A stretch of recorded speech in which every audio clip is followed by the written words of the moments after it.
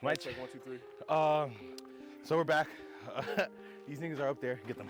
Shorty Rich and Dylan Brooks can't believe this nigga talking. Damn. I don't think y'all heard that, but wait, that was bad. But anyway, now look at this view right here. Look at that big ass mountain. I'm lying. Cut that. Anyway, we can go back on our journey.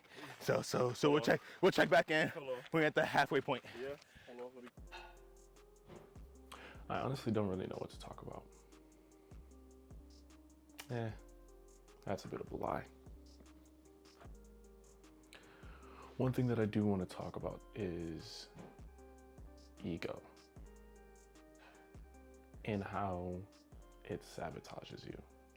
Because I've been reading this book, Ego is the Enemy. For one, I'm a really slow reader, so it's been taking me forever to get through this book. But it's a really, really good book. But it really showed me how my ego was getting in the way of my own development. Whether it's development in my education, development in my career, development in my own personal development, just really anything when it comes to advancing myself in whatever field that I'm in. Like it was really the ego that was holding me back. And like, what do I mean by that? When I say that the ego is holding me back, it's that voice in your head that kind of tells you that you deserve certain things, or you don't have to try hard enough because you think you're adequate enough, when in reality you're not.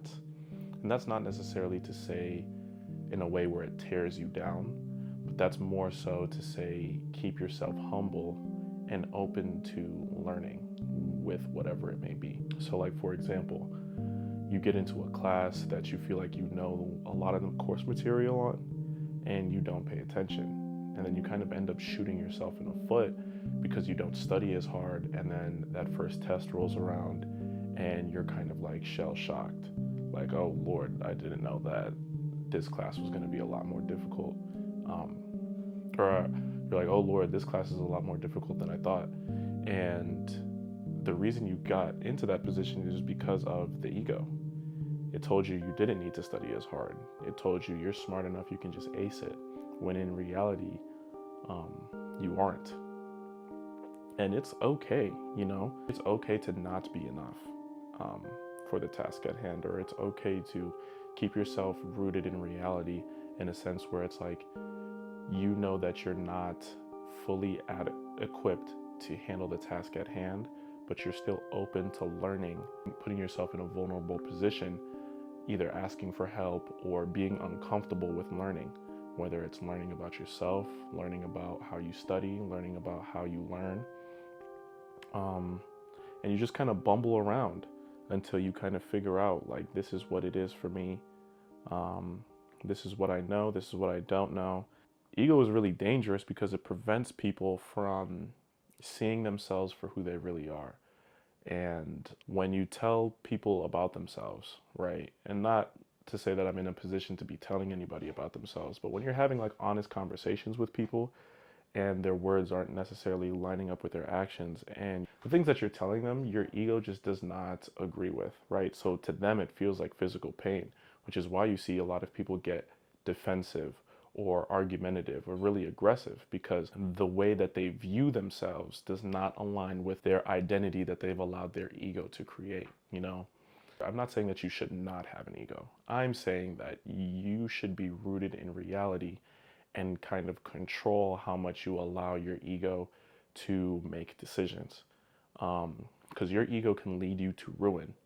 Your ego can make you think that everybody else is wrong and you're always right.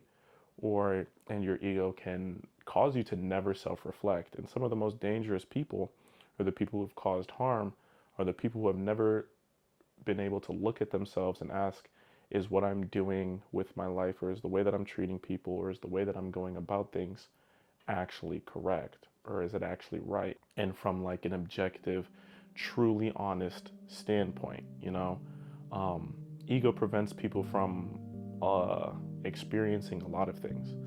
Ego prevents people from experiencing a happy relationship. In relationships, ego will cause you to, instead of talking things out with your partner, it will cause you to defend yourself when there's not really a need to. It'll cause you to shout obscenities at your partner.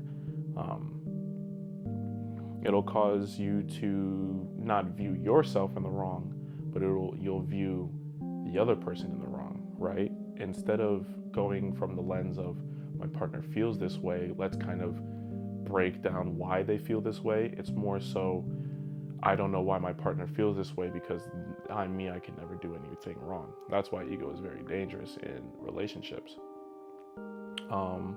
Ego is dangerous in the workplace because sometimes it can lead to you cutting corners.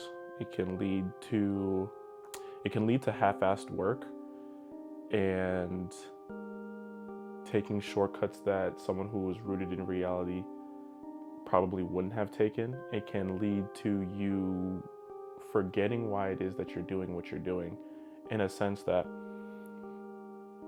are you doing the work because you love it and you're passionate for it, or are you doing the work because you want the fame and recognition associated with it? And the chase of the fame and recognition associated with whatever it is that you're doing can cause you to make decisions that morally, if you were rooted in reality, you typically wouldn't do to begin with. You know what I'm saying?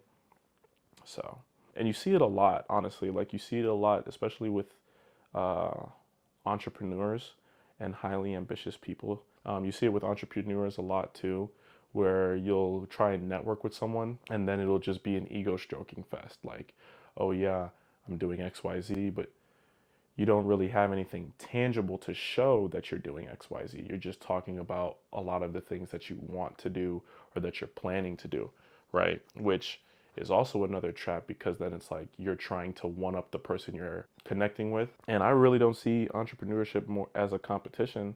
I see it more so as, how can we benefit from our connection? How can we benefit from knowing each other? What is the value? And it's like, you don't really have anything to prove to anybody. You know what I mean? You don't need the validation from another person to know that what you're doing is good. You more so have to develop a sense of constructive criticism that you can give yourself, and understand when you've put in half-assed work and when you've put in work that you're actually proud of. Like, if you actually love what you're doing, you might put out 100 videos and they could all get less than 100 views, but you love what you're doing. You know what I mean? 100 views, 1,000 views, 1,000,000 views, doesn't matter. You're just happy that you're able to express yourself, as opposed to someone who is kind of in it, not necessarily for the wrong reasons, but ego-driven reasons like fame, fortune, money, all those kinds of things. You put out a video and for the next 50 videos, you only get like 50 views, 100 views, 200 views. You're not really in it for the sake of the game.